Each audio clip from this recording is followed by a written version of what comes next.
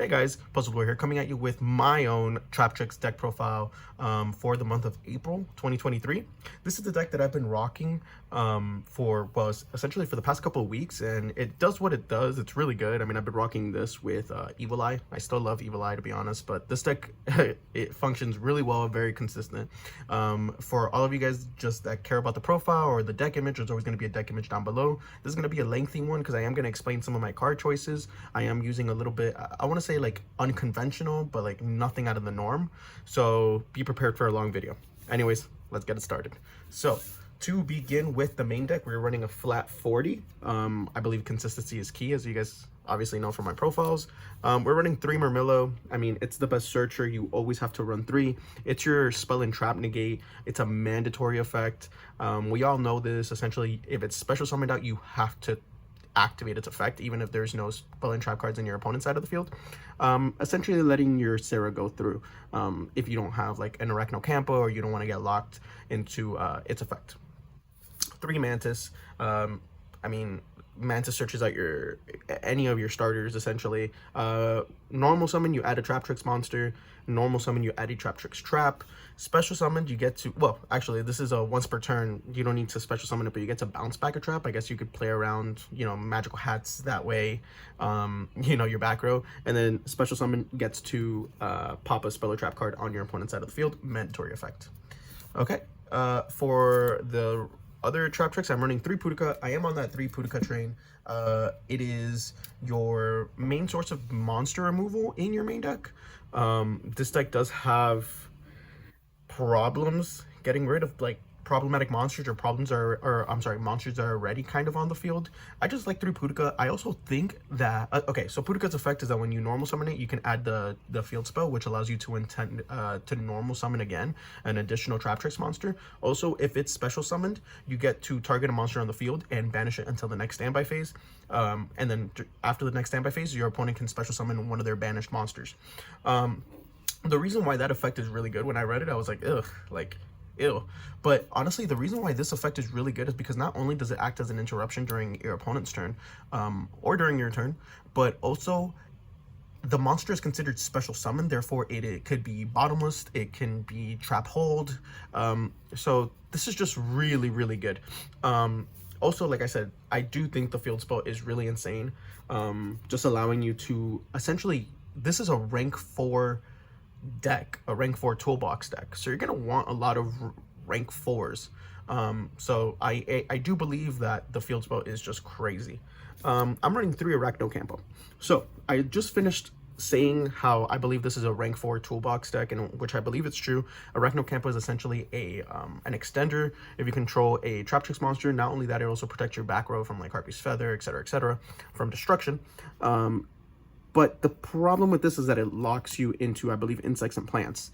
That kind of sucks. Because the only really good interruption besides Rafflesia is Pinguicula, if I am correct, for like rank 4s. And obviously, you kind of don't want to drop this on your turn unless you can make like a really insane board. Or like if you already have like a Rafflesia, maybe you can go into like a Pinguicula, or like, you know, do something. But remember, if you special summon this, and I do see it even now, and it kind of frustrates me because it is kind of soft cheating. I mean, obviously it's not soft cheating, it's just, I mean, it slips the mind, of course, but essentially you are locked into insects and plants, therefore you cannot special summon something like Time Thief Redoer, which is what this deck really wants to do. 2 Dianea. Dianea is crazy.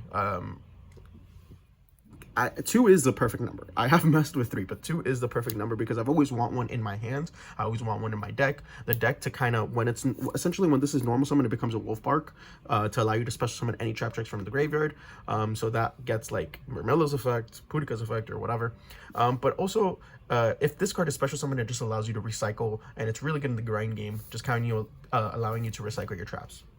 For the extender, remember I did say this is kind of like a rank 4 toolbox. I am running the 3 Parallel Exceeds. I do believe that this is a mandatory card in this deck. It's really, really good. Yeah. And for the only hand traps, I am running 3 Ash Blossoms and Joyous Springs. So, I believe the monster count is like 19. I chose to run this. I didn't choose to run like Nibiru because, number one, the format Yes, the format is very wonky. There's still a lot of, well, decks, I guess, out in the format that Nibiru is really good against, but everybody is expecting Nibiru. Therefore, I just don't want to play Nibiru. And regardless, Nibiru is really good to like. I'm very indifferent about Nibiru. I have played Nibiru not only at locals and essentially it's been a dead card in my hand, but even on Dueling Book and Dueling Nexus, and it just does not do it for me. Everyone either plays around Nibiru or they just kind of set up a negate like a Barone or something like that. Nibiru is just dead in my hand at that point. So I just opted for this, and it's been working out phenomenally. Okay, for the spells, I am running 2 Traptrix Garden. Like I said, I think that this card is phenomenal. Not only does it give you, essentially during your main phase, you can normal summon an additional Traptrix monster, allowing you to get access into those rank 4 XYZs are really, really good. But also the first time an insect or a plant type monster you control would be destroyed by battle each turn, it is not. So it gives Sarah a type of soft protection and Rafflesia as well. And then it also has the additional effect that you can banish one monster you control, special summon from your hand or graveyard a Traptrix monster, allowing you to pop a spell with Murmillo, you know, target a special summon opponent's monster, banish it for the turn, or, you know, Diana's effect to recycle those traps. And for the last of the spells, the one Double or Nothing. So, like I said, this is a rank 4 deck. No one's going to tell me otherwise. Essentially, Traptrix has been figured out. Traptrix genuinely has been figured out. We all know what it does. We all know what it wants to do. So at this point, it just becomes to player preference, like, do you want to, like, what do you want to do? The ratios, right? I'm running 2 Arachnocampa, but someone else can run 3, or I'm running 3 Pudica, someone else can run 2, etc., etc. And you guys are also going to be seeing that in the traps. Double or Nothing is a really good card. It takes a lot of people by surprises. I did say that this deck has a hard time kind of going for game in a way, sometimes, or it requires a lot of setup to go into game, because you do need, I do find myself needing Adipus to go for game to kind of boost up on my Traptrix monster. Double or Nothing, again, if this is a rank 4 toolbox deck, essentially if I have Traptrix Garden, I can already facilitate my Double or Nothing in the deck. It does suck when you draw it, but it is what it is. And also I kind of don't have like Exciton or something like that, because I gave it to one of my friends actually for this deck. I wanted him to get into Yu-Gi-Oh, so I did give it to him. So I was like, okay, I gotta fill that spot up, so why not just try the Double or Nothing package? I find that in my games, about 40%, maybe 30%, maybe less, this card does come up because I end up winning either through my forfeiting or just by going for game without it, honestly. Still, it's a really good, kind of crazy, insane card to, I don't know, just kind of power through things, you know what I mean? And kind of that surprise game.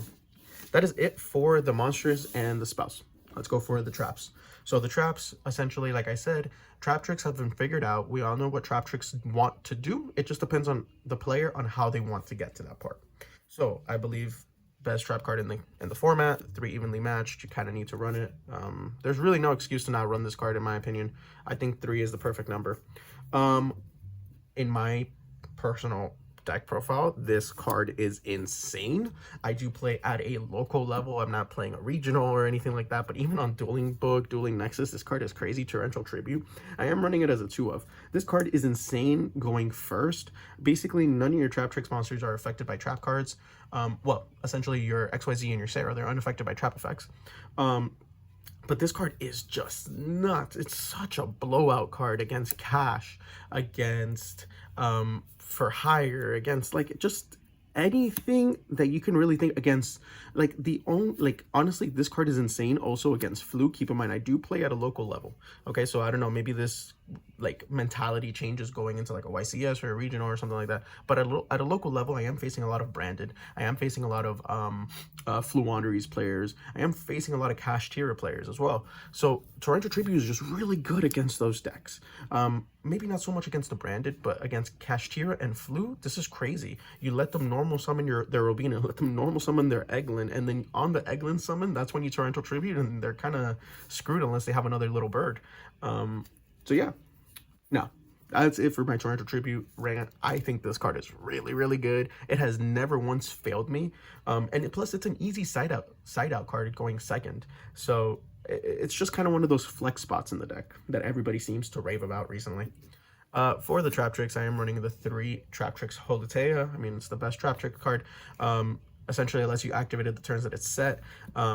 It triggers Sarah effect. Also, it has a really nifty effect that when it's in the graveyard, you can banish it for cost, target one of your Traptrix monsters, and special summon it, letting you get your Traptrix monster's special effect when it's summoned. So that's pretty good. I am running 2 Gravediggers Trap Hole. Okay, so with this one, there are, like I said, ratios matter in this deck. My thoughts behind the 2 Gravediggers Trap Hole is the fact that I am very unlucky and I always seem to draw one. And that sucks, because even though I do not like Nibiru, there are still players that do run Nibiru, and you still need to play with that mentality of Nibiru. So I run 2 so I can always have one in hand, or I can always have one in deck. If I draw one, not the end of the world, whatever, but I always want one in deck. This card is, I think, necessary. I would love to have it at 1 if the deck promises me to never let me draw it, but unfortunately the deck can't make those promises. So 2 Gravediggers, 2 Floodgate Trap Holes. I mean, this card's obviously insane. I think we all know that. We all saw that in the YCS and everything like that.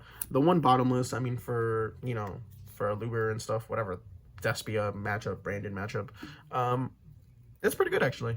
It's even good against, like, rogue matchups like Flu. You know, like, they normal summon Empen or something like that. I can just Bottomless it, and they're kind of out of resource. 1 Traptrix Trap Hole Nightmare. I love these gold rares, by the way. Like, these gold, yeah, I love these gold rares, sorry. So yeah, I'm trying to get the whole entire deck in gold rare. Traptrix Trap Hole Nightmare, it's really good. I would actually like to run 2 of it, but yeah, whatever.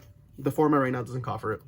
For the last Traptrix monster, trap, I'm playing 1 Terrifying Trap Hole Nightmare. This card rarely ever comes up, to be honest. I mean, I kind of run it because people tell me it's good, but this card just, it's whatever. Like I said, I do play branded players, so it's really good against the branded matchup because their Mirror Jade misses timing. But other than that, this card is just kind of very mid. For the last of the traps, and this is where I'll probably get enough heat, where I'll get a lot of heat, 3 Shade, the Phantom Knights of Shade Brigandine. Okay, so this card does require discussion. I am running Parallel Exceed, but what I usually found when I wasn't running Shade Brigandine is that if I normal summon a Traptrix Marmelo, and I have a handful of traps and no Holotea, and they Veiler it, Ash it, or whatever, I just have to link into Sarah and essentially pass my turn. That is a very, very bad turn, especially if I don't have Parallel Exceeds.